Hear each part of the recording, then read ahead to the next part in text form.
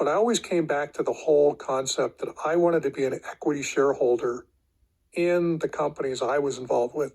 I started at Prudential, which is now Berkshire Hathaway, and I was at a local franchisee up in Bellingham, Washington. I was the number one buyer's agent, number 3 in the office, my first full year in the business, and went in and asked for equity. And they said, we're not selling any equity.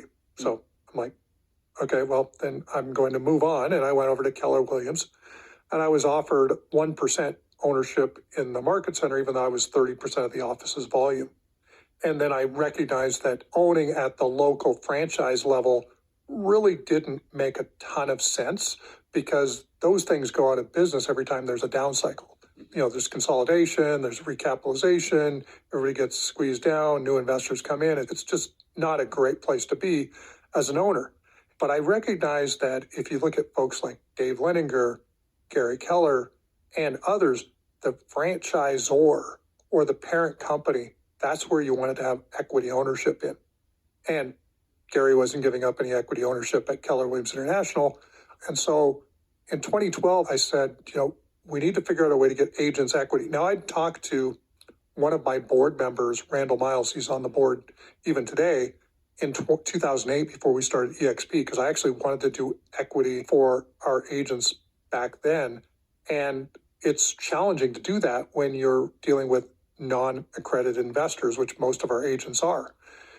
And so by 2012, that was where the light bulb's like, I'm not thinking big enough. We need to just figure out how to become public.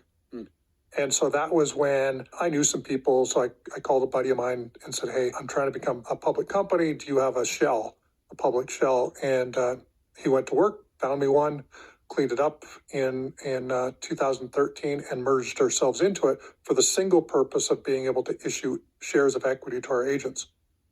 That 2014, about August, September, we did our first agent equity awards. 2015 was the first year we doubled in size. 2016, we grew 240%. Wow. And so the equity piece was the single biggest differentiator in our growth trajectory by the simple fact of making our agents shareholders. And at the time, there must not have been any other brokerages that were offering agents equity. There was none. Nothing. None. In fact, I look at now, there's a handful that are either offering equity, Fathom, Real, I think Compass, but all 3 of them are public. So, and then you got a whole slew of them that are promising phantom equity, which my guess is they're running afoul of, securities laws and everything else, because they don't have a registered offering. It's not approved in all 50 states, et cetera, but they're running around and doing this stuff. But agents are now getting equity, phantom equity, future equity, options on equity.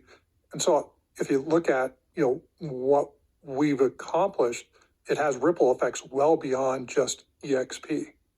Yeah, I mean, you've kind of ushered in this idea that agents, regular agents, could be owners in the business they're in a real and actual way by having equity. Right.